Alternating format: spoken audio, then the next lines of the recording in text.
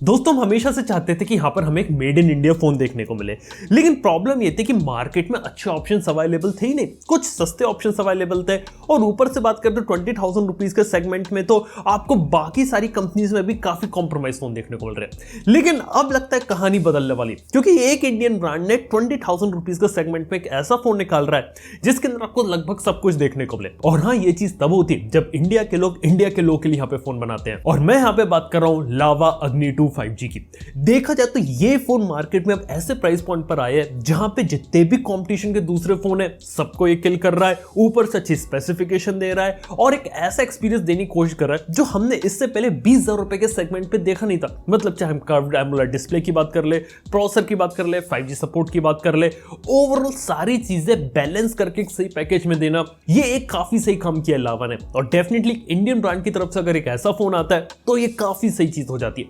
हालांकि बात करते हैं आखिर फोन के अंदर ऐसा है क्या। सबसे पहली चीज जो फोन के अंदर आप नोटिस करेंगे वो है 3D कर्व डिजाइन और पीछे की तरफ आपको मेट फिनिश का ग्लास बैक देखने को मिलता है। जी हां, इस प्राइस रेंज में काफी सारे दूसरे फोन अभी भी प्लास्टिक बैक के साथ आते हैं, लेकिन यहाँ पे ग्लास जो देख के इन्होंने काम किया ना, जो इन हैंड फील मिलता है ना, वो काफी ज्यादा सॉलिड है। इसके साथ ही जो डिस्प्ले वो सिर्फ एमोलेड ही नहीं है, इसके साथ ही यहाँ पर आपको कर्व्ड एमोलेड डिस्प्ले देखने को मिलता है जो इससे पहले इस सेगमेंट में हमने पहले कभी नहीं देखा।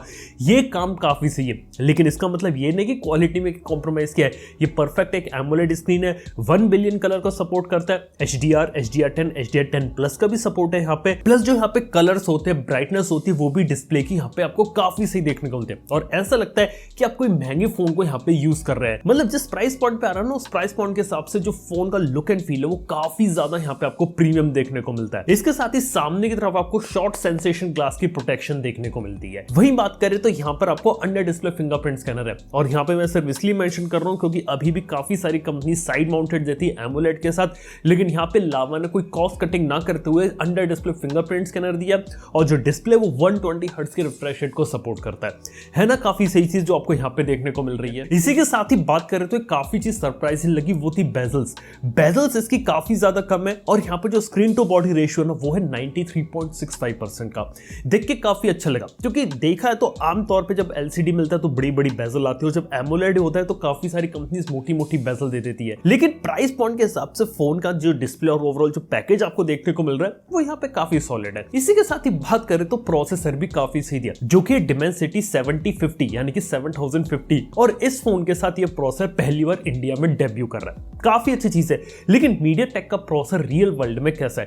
देखो, रियल वर्ल्ड में बात करें तो काफी सॉलिड प्रोसेसर है और 20,000 रुपए के सेगमेंट को ट्रूली डिजर्व करता है। ये इस सेगमेंट में आने वाला काफी सही प्रोसेसर जिसके अंदर आपको अच्छी परफॉर्मेंस मिलेगी, प्लस इसके अंदर आप ठीक ठाक गेमिंग कर लेंगे, क्योंकि प्राइस पॉइंट के हिसाब से काफी चीज अच्छी देखने को मिल रही है। क्योंकि अक्सर मैंने पहले देखा है कि कंपनियां जब कहीं ना कहीं इधर उधर काम करती है तो प्रोसेसर में कॉस्ट कटिंग कर देती है, लेकिन लावा ने काफी सही काम किया, डिस्प्ले भी कर दिया लेकिन प्रोसेसर में कोई कॉस्ट कटिंग नहीं करी और इसकी परफॉर्मेंस इन्हें सही देखने को मिल रही है। और परफॉर्मेंस का अगर आप लोगों को एक अंदाजा लगाना है तो जो MediaTek Dimensity 1080 है ना, उसके आसपास इसे आप यहाँ पे समझ सकते हैं, लेकिन उसके फोन भी इसके ऊपर वाले रेंज में आते हैं और Dimensity 7050 को इस रेंज में लाना एक काफी सॉलिड काम किया है इधर।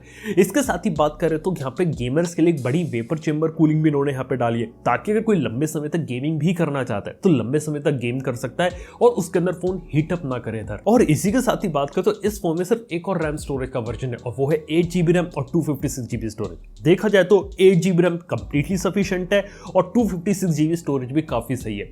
अच्छा किया कि 128GB वाला वर्जन नहीं निकाला, क्योंकि काफी सारी कंपनियां पता क्या करती है, 128GB वाला सस्ते में निकालती है लेकिन 256GB वाला महंगे में निकालती है। लावा ने एक ही वर्जन निकाल के एक काफी सॉलिड यहाँ पर काम किया। इसके साथ ही बात करें तो यहाँ पे आपको 5G का सपोर्ट देखने को मिलता है और 5G हमने टेस्ट किया, Jio 5G के साथ बराबर काम करता है। यहाँ पे आपको 5G कैरियर एग्रीगेशन देखने को मिलता है, स्पीड्स फोन के अंदर काफी सही है, वेल ऑप्टिमाइज्ड नेटवर्क देखने को मिल रहा है, प्लस VoNR की कनेक्टिविटी भी इस फोन के अंदर है, यानी कि Jio 5G अगर आप कॉल करेंगे तो आपको कॉलिंग रिलेटेड प्रॉब्लम इस फोन के साथ देखने को नहीं मिलेगी। ये एक काफी सॉलिड काम है जो लावा यहाँ पे कर रही है अपने फोन के साथ। और वहीं बात करें तो एक और सही काम किया वो है इसके सॉफ्टवेयर एक्सपीरियंस को लेकर। यहाँ पे आपको Android 13 देखने को मिलता है, लेकिन ये एक प्योर एंड्रॉइड है, यानी कि लावा ने पता है यहाँ पे क्या किया, ये गूगल से एंड्रॉइड को लिया, वहां से उसके अंदर जो उसकी प्योरनेस थी वो मेंटेन रखी, कोई एक्स्ट्रा ब्लोटवेयर ऐड नहीं किया, कोई भी आपको एड्स देखने को नहीं मिलते, कोई भी फालतू की नोटिफिकेशन नहीं है, कोई भी ग्लैंस नहीं है, पूरा यूआई को एकदम क्लीन रखा, लेकिन कुछ सॉफ्टवेयर के फीचर उन्होंने ऐड कर दिए। जैसे सबसे अच्छा एग्जांपल लो यहाँ पर क्या है, इस फोन में काफी कमाल का फीचर है। अगर आप यहाँ पे YouTube पे वीडियो देख रहे हैं और यहाँ पे आप क्विक सेटिंग से अगर आप इनेबल कर देंगे साउंड स्ट्रीम को, तो जो YouTube की ऐप है वो बैकग्राउंड में चलेगी और जो ऑडियो आप सुन रहे हो वो यहाँ पे आप सुनते रहेंगे। उसके अंदर कोई प्रॉब्लम यहाँ पर सुनने को नहीं मिलेगी। और एक ऐसा फीचर है जो अक्सर हमने YouTube प्रीमियम के साथ देखा है, लेकिन बिना YouTube प्रीमियम को लिए भी आप इस फीचर के साथ बैकग्राउंड में YouTube को चला सकते हैं। ये फीचर मेरे को काफी ज्यादा यूनिक लगा। और हाँ, इस टाइप के कुछ कुछ चीजें उन्होंने यहाँ पर इंप्लीमेंट करी अपने इस फोन के साथ, लेकिन वहीं जो स्टॉक एंड्रॉइड का जो क्लीनलीनेस, जो प्योरनेस रहती है ना, वो यहाँ पे मेंटेन रखी है लावा ने। तो ये एक अच्छा काम है। इसके साथ ही जो फोन है ये एंड्रॉइड 13 के साथ है आउट ऑफ द बॉक्स, लेकिन अपडेट मिलेगा इससे एंड्रॉइड 14 का और एंड्रॉइड 15 का, और 3 साल के सिक्योरिटी पैचेस के अपडेट्स देखने को मिलेंगे, जो कि देखा है तो काफी सॉलिड काम किया इन्होंने यहाँ पे। इसके साथ ही यूजर एक्सपीरियंस में आपको यहाँ पे एक्स एक्सिस की लीनियर मोटर देखने को मिलती है, और प्राइस पॉइंट के हिसाब से आपको ठीक ठाक हैप्टिक फीडबैक देखने को मिल जाते हैं। तो यूजर जो एक्सपीरियंस होता है वो यहाँ पे काफी सही लगता है। इसके साथ ही चलिए बात करें पीछे के कैमरास की, तो पीछे आपको 50 मेगापिक्सल का मेन कैमरा देखने को मिलता है, जिसके अंदर पिक्सल बिनिंग होकर यहाँ पे 1 माइक्रोन का पिक्सल साइज देखने को मिलेगा। मेन कैमरा से कुछ आप ऐसी फोटोग्राफ्स ले सकते हैं यहाँ पे। इसके साथ ही 8 MP का अल्ट्रा वाइड एंगल लेंस देखने को मिलता है, और उससे भी आप यहाँ पे कुछ फोटोग्राफ्स वगैरह ले सकते हैं यहाँ पे।